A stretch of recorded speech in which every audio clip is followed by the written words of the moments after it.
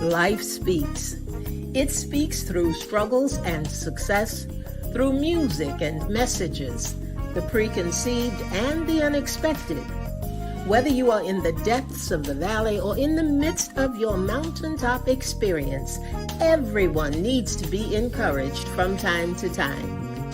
Here we will share stories of strength, testimonies of triumph, verses of victory, observations, and information meant to touch the heart and uplift the soul, to keep you on your path of purpose and navigate this thing called life with power and authority. This is Andrea L. Hines, and I'm your host for When Life Speaks, here on ALH Broadcasting, an affiliate of the Streaming Inspirational Broadcast Network. I am glad you accepted the invitation to join us tonight. There's something in this broadcast just for you, and if it is going to be a blessing to your life, it will be to someone else as well. So share, tag, start a watch party, and invite someone you know to join us. Then turn down the volume of life and get ready to receive, so that when life speaks, you'll speak life.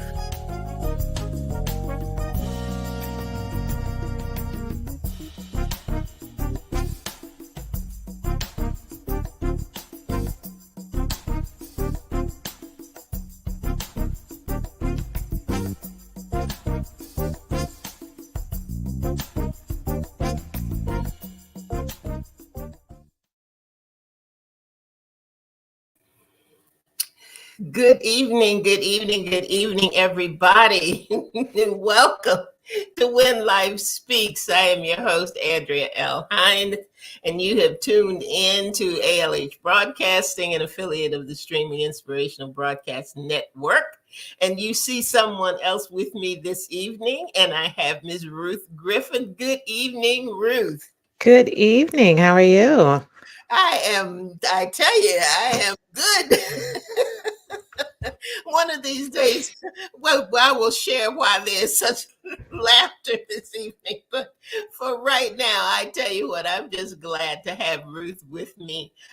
Ruth and I co-author a program on Sunday evenings with Victoria Henderson called Authors Up, and she is definitely a friend of ALH Broadcasting and a friend of When Life Speaks. And I'm really glad that she is with us tonight for this program. We've been talking about blessing blockers, and I'm really happy that Ruth is able to give us a different kind of perspective on that issue. Good evening to you, Francina. Glad to have you in the house this evening. Those things that keep you from the blessings of God, and we've talked about some of them on the program over the past few weeks. And for whatever reason, we find that the blessing blocker that we're dealing with tonight is either been the root cause of, or it has been a catalyst for some of the other blessing blockers, particularly when it came to bitterness and when it came to unforgiveness. There was always something about anger. Always something about anger that kind of triggered those two things. Hey, Angie. Oh, good to have you in the house as well tonight. Glad to see you. Ruth has a different perspective, I think, because most of the time when we think about anger, and you tell me if I'm wrong on this, Ruth, but most of the time when we think about anger, it's I won't say a momentary thing, but it's usually one thing that we get angry about, Mm-hmm. and it kind of passes. You know, we get angry about something. We may flare up, we may have an argument, we may have something like that, and we just kind of move on to the next thing. Or like I said before, it triggers something else that puts us in a different place. But for you, you were dealing with anger on a much deeper level Mm-hmm. and from a different perspective, because you lived with anger for quite a while. Yes. And I had known you for quite a while, but I didn't know or didn't realize that that was a space or place that you were in. Right. I'm gonna kind of let you free flow here this evening because I there's sometimes you just don't know where to start or how to start or anything like that. But talk to us a little bit about, because I do want to get into the emotional end of it, and the psychological end of it, and the physical end of it, because anger is something that just can affect us, I think, in so many different ways, and affect the people around us as well. Because you're not talking about something that comes and goes. You're not talking about something that, started today and, we're done. And maybe I'll speak to you tomorrow and maybe I won't. But for you, it was really, really different, Right. and it is for a lot of people, Right. and that's the other part that I don't think we realize sometimes, that how many people are really living with anger, not just an anger issue, but really uh, Mhm. living that blessing blocker every day. So wherever you want to start, because I think wherever you start is going to be helpful for somebody tonight. So go ahead and just kind of give us your story, because this definitely is a story of strength for you. Sure, sure. And I thank you for inviting me to share the story. So, um, I don't remember last time I was on your show, but I do know that I have shared before. Um, it's probably about 18 years now that I was diagnosed with bipolar 2 depression. Hmm. Bipolar 2 is where you experience more lows than you do highs. You have certain people who talk about, oh, you go from one end of the spectrum to the other, where you're, extremely energetic and then extremely, depressed. I was mostly extremely depressed. But what I found, and I think that that's where most people get the misconception about what mental illness is, because it's not just, oh, I'm so very sad. Hmm. It's not, oh, I want to, do harm to myself. It is a imbalance of emotions, and each person will display that differently. For me, it was anger. Um, it was just I felt like I was always angry. Anything would trigger me. Someone could say something, and that was the thing, because I understood. Coming from a religious background, I felt that I had to hide it, but you can only hide so much of it. Yeah. Would say something and that would trigger you. I had young kids when I was first diagnosed, and it was just so easy to snap at them for them doing just things that kids do, and this anger controlled my life. And it was just, I couldn't. And I think that that's why I waited so long to seek a diagnosis, because I thought, oh, I just have anger issues. You know, Hmm.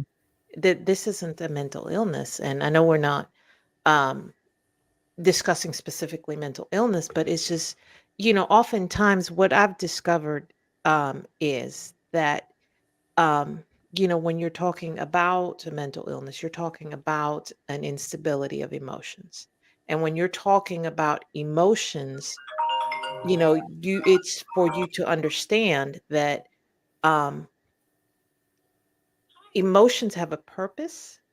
Hmm. Emotions have a time and a place, and even anger has a time and a place, but when it's out of balance, it's out of whack, it's not serving you, it's not serving the people around you, and it is, like you said, it can be a blessing blocker. For me, it was that I couldn't see beyond myself. I could not understand what was wrong. I couldn't understand why my husband didn't like being around me, why my kids, kids love you, but they're to a certain degree, okay, mom's having a moment, I'm going to go do something else. Hmm. I My kids were pretty well behaved, except when they weren't, when they were being kids. But I think part of that was because they understood something was wrong with mom. So, anger in itself, I've learned, is that it's a secondary emotion. It's you're reacting to another emotion. So when that first emotion is not dealt with, that's when the anger comes in. And I was not dealing with a whole lot of stuff. So I was angry all the time.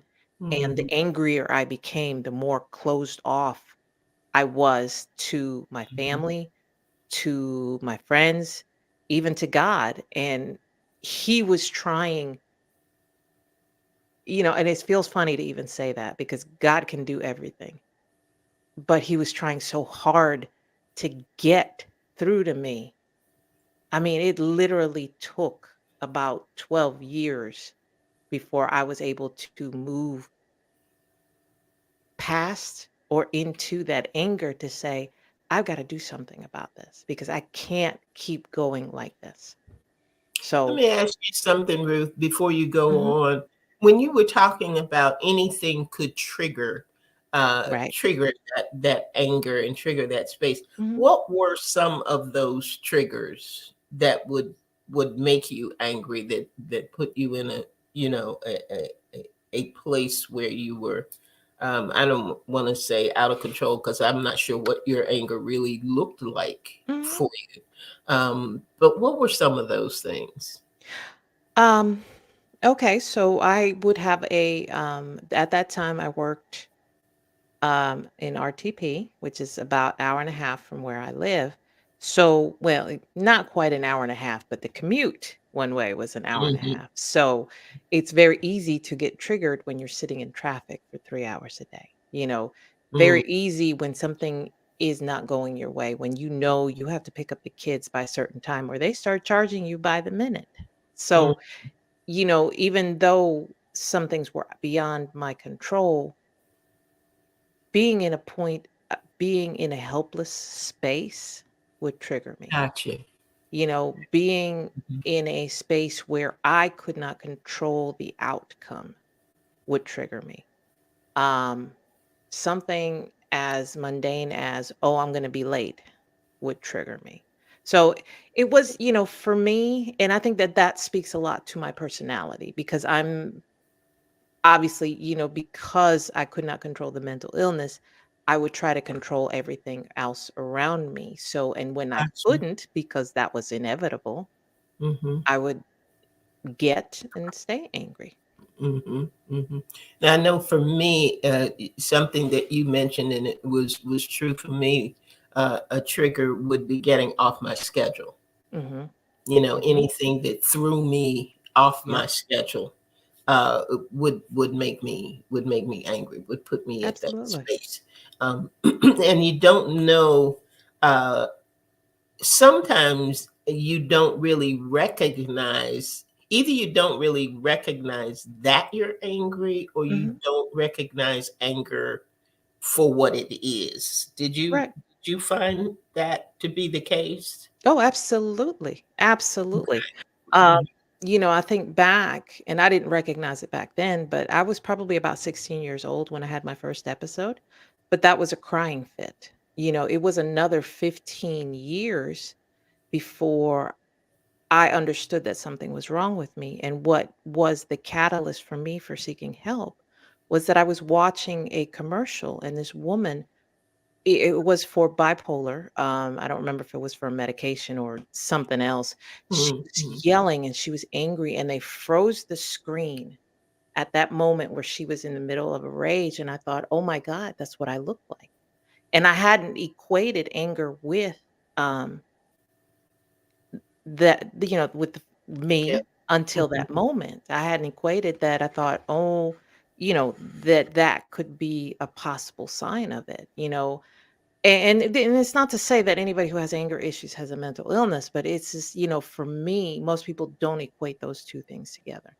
For me, I thought that I just had, that no one understood me, that no one could understand, I have a Right. little bit of OCD, so no one could understand. I worked hard all day, come home, keep the kids on a schedule, and now that schedule's shot. So, you know, I I felt it was righteous anger, but I'm looking at myself when I see Mhm. that commercial, and I was Okay. like, "No, that's not righteous."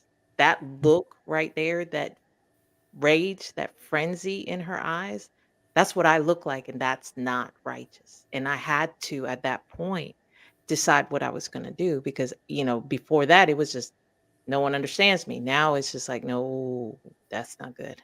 Mm-hmm. So, Mm-hmm.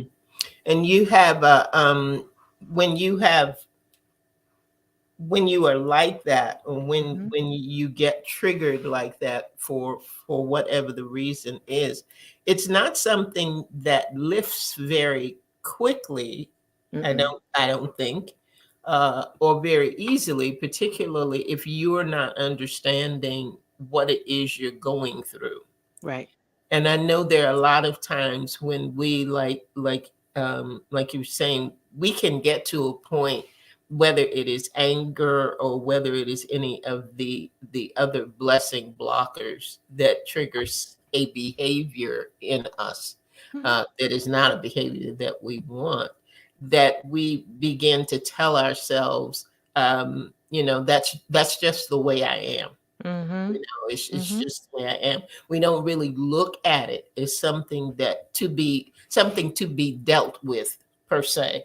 right. Did you find that to be the case? Oh, absolutely. Absolutely. I was not the one who had to change in my Gotcha. mind. Mm, It mm, was, my husband is wrong. The kids just won't behave. Oh, the so and so, my coworker this, my coworker that. It was just we don't see where we have to change. And the thing is, it's the longer you think about it, the longer you sit there and ponder, okay, well, why should I have to change? They're the ones that did me wrong. They're the ones this, they're the ones that.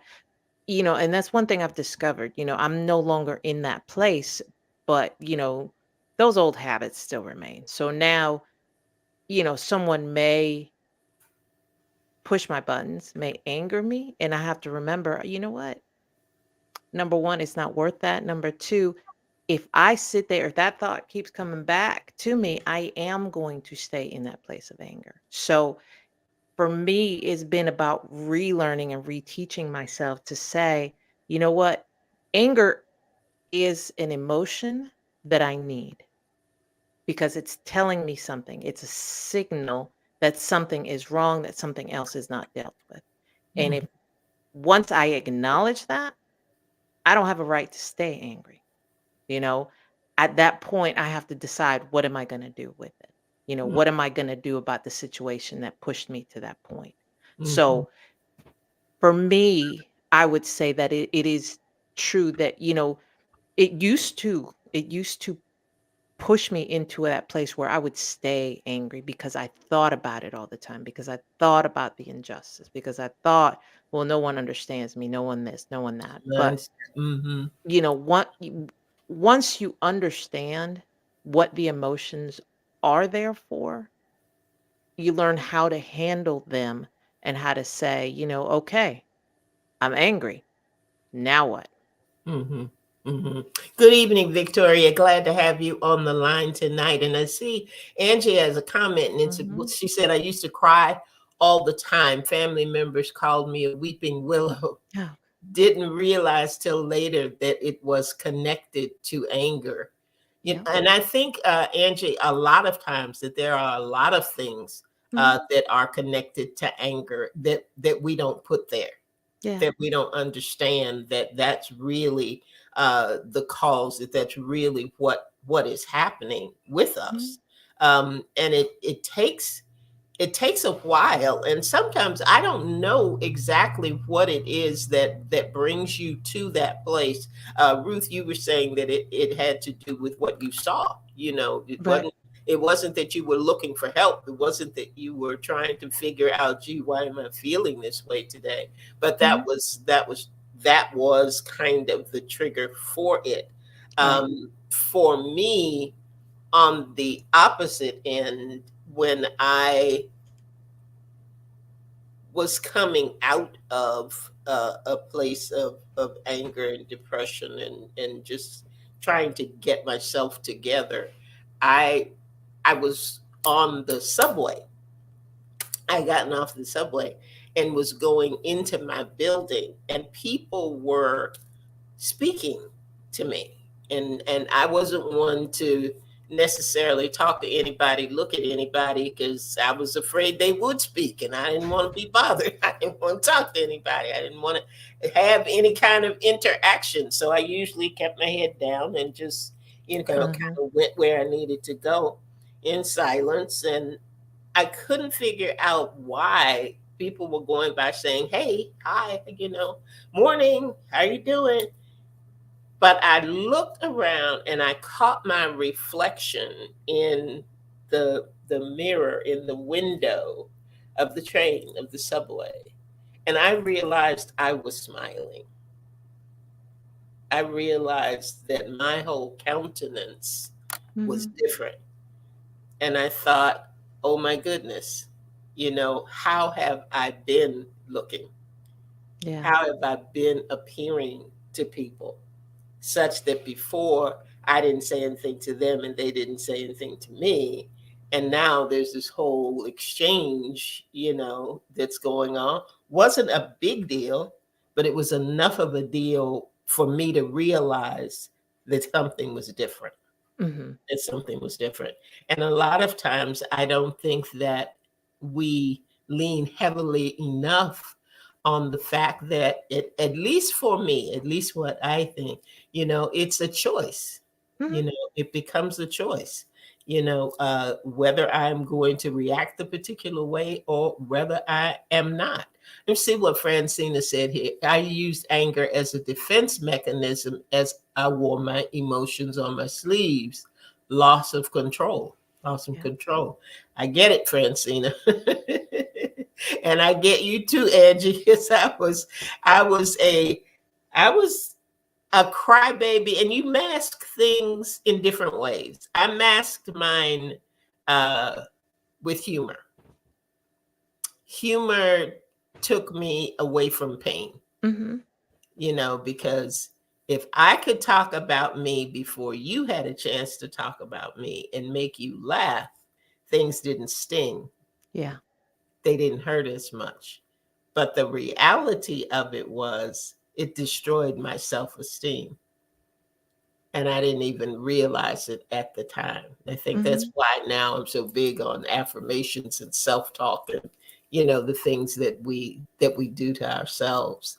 One of the things, Ruth, that we don't talk about very much too is the effect of that emotion in particular has on the people around us. Mm-hmm. All of them, the blessing blockers that we've talked about, fear, we've talked about bitterness, we've talked about unforgiveness, and those all, I think any of them can affect the people around us. But when you and your husband co authored the book, When Love is Angry, I think there you go. There you go. Available on Amazon.com and whatever Absolutely. Yes. kind books are sold. Uh, but it is an amazing story. And it is an Thank you. amazing story because it talks about how the people around you dealt and handled anger. And I Mm-hmm. wanted to ask you uh, about that because I think there were some eye opening things for you when he began to write. The way the book is written, guys, is you've got her husband's perspective and then her perspective. It is an amazing book, and it is an amazing story of strength. So if you don't have a copy, I think it's something that you need to have, whether you think you have anger issues or not, because I gained a lot from it. Yeah. And even though I wasn't married and, I'm not in the throes of that, but I have been around and lived with people who are and Mhm. who have. So, can you tell us maybe some of the things that you learned in writing that book about how anger affected not just your blessing blocker, but just affected your family, your husband, and your kids? Sure. Sure. Um, and it's funny because if I had, if so, I understood when I finally started listening to God, and I think that was probably the biggest blessing blocker because like mentioned, I grew up as a Christian, Mhm. very religious household, and there was no space for mental illness. You know, being Right. in the Latino culture, that's if you're a Christian, what do you got to be sad about? So, there was a whole lot of denial there. And um, for me, it was, you know, God could not heal mental illness. He could heal cancer. That wasn't the hard thing, but mental illness apparently was beyond God's control. That was the impression I was given. So for me personally, the biggest blessing blocker was what God wanted to do for me. I had no joy. Happiness, there was none of that. I Mhm. had nothing. I had a job. I had begun writing books. I had begun dreaming big, but it was just like I was still angry. I was still holding on to that, and I couldn't hear God. And when I finally decided to start letting go of the anger, a little by little, that's when I started God was able to bless me. And oftentimes we think of blessings as in monetary format, as in, oh, he wants to get you this, he wants to get you a bigger house. No, sometimes it's just, how about you just have joy when you get up in the morning? Mm. How about you just want to enjoy life? The little things like I'm a big 80s fan, 80s music fan. And, I couldn't even enjoy that because I thought, okay, God is, condemning me. But, it took me getting beyond this and God, my son blessing me with tickets to some musical that was just strictly 80s music, Rock of Ages, if anybody's never seen it. And honestly, I was sitting there the whole time and I was like, okay, God, what am I supposed to get out of this? And he was like, nothing, just enjoy it you know so and I share Yeah. that story because for me the biggest, when you're angry, you can't even hear God. You can't hear him say, I just want you to enjoy this life you know and for the people around me, when we started writing this book and I started to understand my husband's perspective, because part of it was that he shut down. He's not a big talker. Anybody who's met him will know he's a man of few words, but when he speaks, there's a lot of power in those words, but he shut down completely. And I started seeing less and less and less of that to the point where we weren't communicating, we weren't talking, and it was just he admitted that he didn't like being around me. And that hurt because it was that anger. But at the same time, a marriage is a covenant between two people. Two people have to work at it. So, he had his faults, I had my faults, but we weren't listening. That anger was in between us and it was spurring him to get angry. Mm. So, now he's not communicating. And again, I want to go back to what even Francina and or Angie said is this anger takes on a different form for each person. Um, I kind of feel like even with my kids and other people that we were around, that then fell on them. That I think it's contagious to some degree because, even as nice as you try to be, as much as you can try to hide it, you can't hide that when it becomes who you are. Mm. And if God didn't create you to be an angry person, which I don't think he created any of us to be, it's like it spills off of you onto other people and then they start reacting and now they're wondering why they're angry. So, I got to see that in the people around me. It very much affected my marriage. It affected how I parented my children. I think it even affected how I did my work, at my job. So, it very much is a blocker, not just to the blessings, but just to people around you. Mm-hmm. And you don't realize that until you're almost on the other side of it. I think if God had not intervened, my husband and I may have ended up getting divorced. And that's a hard thing to say because that was never our intention. You start off a marriage with, this is going to be forever, but 20 years down the road, you're like, I don't know how we got here. Mm-hmm. So it's just, and it's just little by little, it's little by little. And it's that anger, it will rob you of the good things of life if you're not Mm-hmm. careful to step out of it, you Mm-hmm. know? I see Francina said people don't want to be around you. Mm-mm. When you were in the throes of anger, and being in that space, did you even see that as an issue, or recognize that at that time and in that space that people were pulling away from you or turning away from you? Can you even see that in the midst of it? No, because I think, like you, we push people away, and I know that I had begun doing that. Mhm, Um, the other part was that I discovered who my true friends were, because when I would do that, those were the ones who would say, "No, I'm not going anywhere. I'm mhm, I'm right here." mhm, So, the people who don't know you, who don't, and I won't even say that. You can eventually push the people who love you away. mhm, mhm, They can say, "You know what? I just don't want to be around that anymore." And yeah, you do end up seeing that.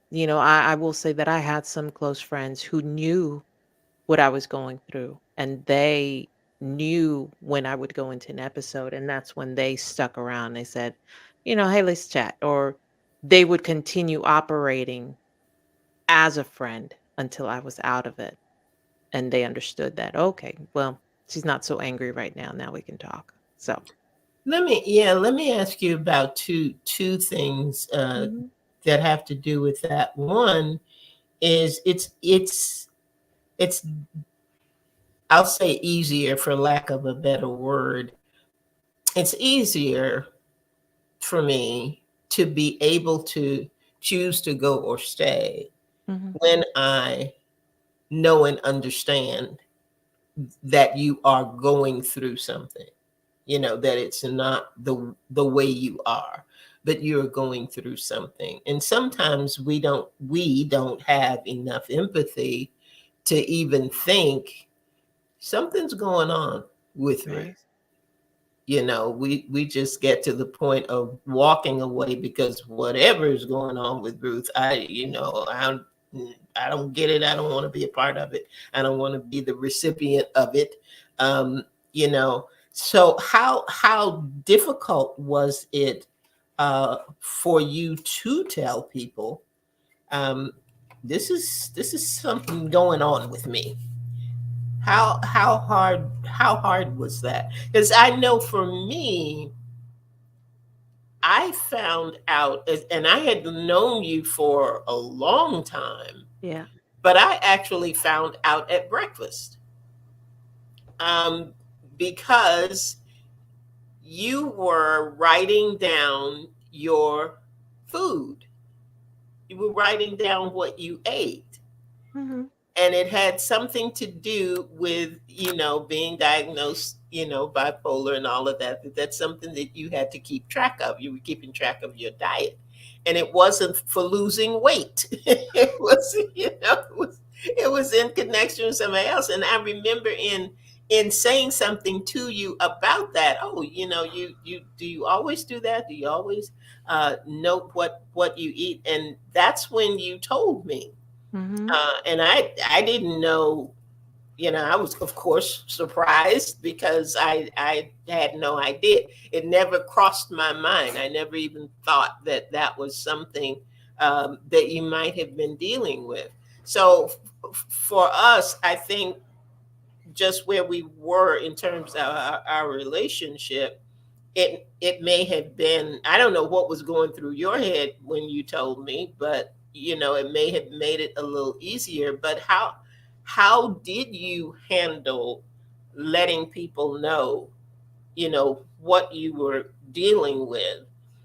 So, and I don't know whether you did it so that they would understand you better, or how did what goes through your mind when you afraid? I think I would be afraid just because of how people view uh, mental illness in Right. putting it into that category.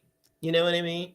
Yes, and the fact that I waited so long to tell you, I think should tell you how hard it was for me. Hmm. Because I honestly, I can't think of anyone that I would have told in the first 10 years of my after my diagnosis. Okay. I don't even think I told my family, like my sisters or my siblings or anything, um, anyone in that level. Um, it was very difficult. Again, you come back from the conditioning of, hey, this is not, you don't share this with other people. What goes on in this house stays in this house. Yes. Uh-huh. It's very hard to change that thinking.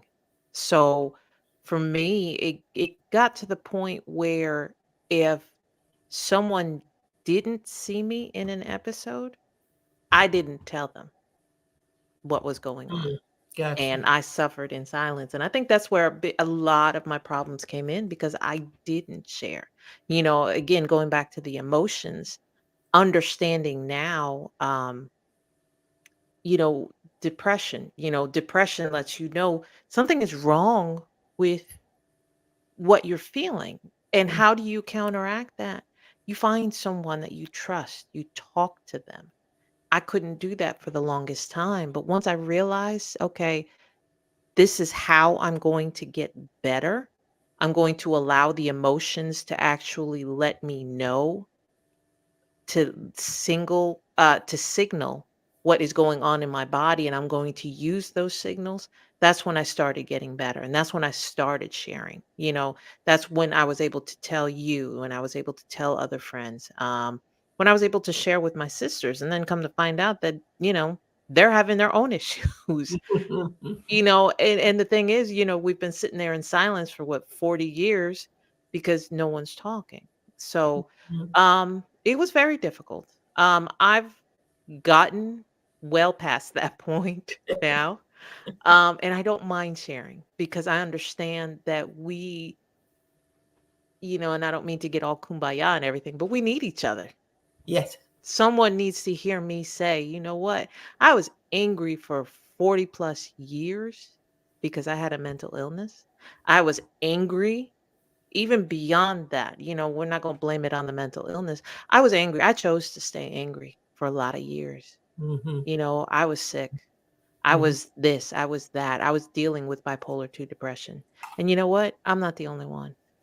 So Yes. someone needs to hear me say that so that they can know, there is a God who heals even that they too can wake up each morning with the joy that is unspeakable and full of, I don't know the rest of the Bible verse, but it is awesome, and that's just to me right now, honestly, I still get angry.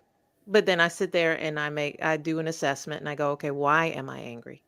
And then I deal with that first emotion. And then I don't sit there and go, oh, well, that person was wrong. They may have been wrong, but you know what? I'm not going to dwell on it. I'm Yeah. not going to stay angry. There's so much better things to do with my time. Yeah. Now, Francina says that she learned about a lot about herself from my cancer journey. She Hmm. says I was so open to hear from God so I could heal from the hurt and pain Yeah. that I was experiencing and having to get to the core of what was really going on in my life. And that is exactly kind of what you're saying, Ruth. Hmm. You got to get to the core of it. You got to Yeah. be at a point of understanding, hey, there is an issue here, Hmm. and I can deal with it. I don't have Yes, to stay in this place. Francina has a question, and I have a question. They might go hand in hand. Boy, look at, I can't believe what time it is. Uh, Francina wanted to know, did you seek counseling? And I also wanted to know about anger management. Did you ever participate in anger management in any way? So if you could answer those two sure. things. Um, yes, I sought counseling. Um, I did not participate in anger management per se, but it was more emotional management. So, um, the definitely the counseling helped when I allowed it to help. So, because I was medicated, I had to see a doctor, and we often talked about what I was going through at the time. Um, so that helped to have someone who is trained um, in that field, to have someone to listen through, to guide you through what you need to understand. Specifically, I've, like I said, I've never been through anger management, but once I started to understand that emotions really are a gift to us, Mm-hmm. whether it's just, we're not meant to be happy all the time. There comes some points where we will be sad, and we will be angry, and we will be disappointed, and we'll be elated. There are so many different emotions, and they all have different responses. When I learned how to manage my emotions as a whole, including anger, and I learned, and that's the one thing I'm learning now as I go. This is, for me, it's about a 5, 6 year journey. I've been, got my diagnosis 18 years ago, but it's been of like a 5 or 6 year journey where I'm beginning to understand who I am at the core. And, when I understand what all those emotions are for, I'm better able to manage who I am and who I'm supposed to be, and then manage the blessings that God has trusted me with, that He Yes. has blessed me with, because Yes. I have to be able to say, that I can treat His people with love, that I can share who and what I am, and other people will be able to glean from that. So, I think it's more about emotional management, emotional intelligence, if you want to Mhm. jump on the uh, trendy words bandwagon. But it really is about just learning what those emotions are and how to manage them Mhm. instead of them managing you. That's right. That's right. Ruth, this has been very, very good. We're right at the close, and I wanted to ask you if you had a specific closing comment. And those who have joined in tonight, I really hope that you will share this particular broadcast with anyone, not Mhm, necessarily somebody that you think has anger issues, as we like to say, yeah, anger issues, but just period. Because all of us, it is not mhm, something that any of us go through life uh, without experiencing on some level. It's about how you choose to handle it, what you choose to do with it, recognizing it, and all of the things that have to deal with it, that come from a different space. It comes mhm, from that space of self-awareness. It comes from that place of self-assessment. And as Francina was pointing out, in doing one thing, other things are uncovered. uh, mhm, we find out different things about ourselves when we want to be whole and beautiful and healthy, and all of those other things. So I appreciate you sharing. This is not a forum where we're necessarily going to find an answer, look for a remedy, or mm-mm, any of that, because everybody has their own journey. But it is to bring awareness to the fact that, yep, there are some things out there that we are responsible for, that we can do something about, that we can choose a better way. Because a lot of times, we talk about, well, God promised me an abundant life and I'm not having an abundant life. Well, guess what? That's not always God's fault. We play a role.